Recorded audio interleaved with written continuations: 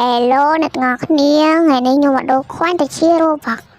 ខេតោះទៅដូរមួយខ្ញុំទាំងអស់គ្នាឥឡូវគឺខ្ញុំត្រូវទៅចុចចូលកន្លែង OBXR ហ្នឹងមកខ្ញុំទាំងហៅ OBXR ត្រូវឬខុសហើយអ្នកគ្នាឥឡូវយើង scroll ចុះក្រោមរកពាក្យថា Redeem គេអ្នកទាំងអស់គ្នា Redeem ហើយអ្នកគ្នាចុចចូលអាកន្លែង Roblox ស្អីគេហ្នឹងមកហើយអ្នកគ្នា scroll ចុះក្រោមខ្ញុំនឹងដូរ170 Robux ចឹងណាយើងនឹងចុចកន្លែង170ហ្នឹងមកអ្នកទាំងអស់គ្នាចុចកន្លែងដែលយើងត្រូវដូរហ្នឹងមកអ្នកគ្នាយើងចុចមកអ្នកគ្នា scroll ចុះក្រោមបន្តិចអ្នកគ្នាចុចពាក្យថា Redeem ហើយចុចពាក្យថា Yes ដើម្បីឲ្យដឹងថាយើងត្រូវបង្កើន Game Pass ចំនួនប៉ុន្មានអូខេអ្នកទាំងអស់គ្នាខ្ញុំត្រូវបង្កើន Game Pass ចំនួន243តោះអ្នកគ្នាកុំចាំយូរទៅបង្កើន Game Pass មួយខ្ញុំទាំងអស់គ្នា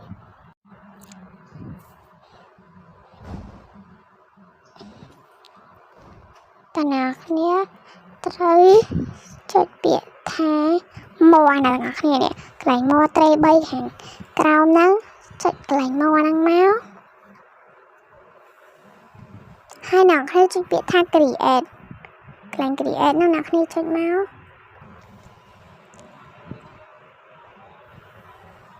ចាំតិចសិនហើយបន្ទាប់មកអ្នកទាំងអស់គ្នាត្រូវចុចពាក្យថា home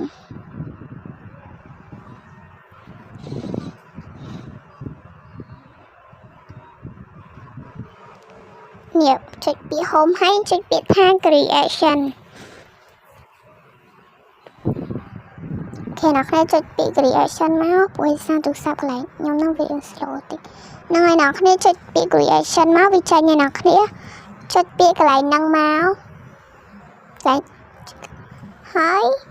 បន្ទាប់មកអ្នកគ្នាចុច creation ទៅដែរអ្នកគ្នា scroll ចុះក្រោមរកពាក្យថា cache ហ្នឹងហើយអ្នកគ្នានេះគឺជា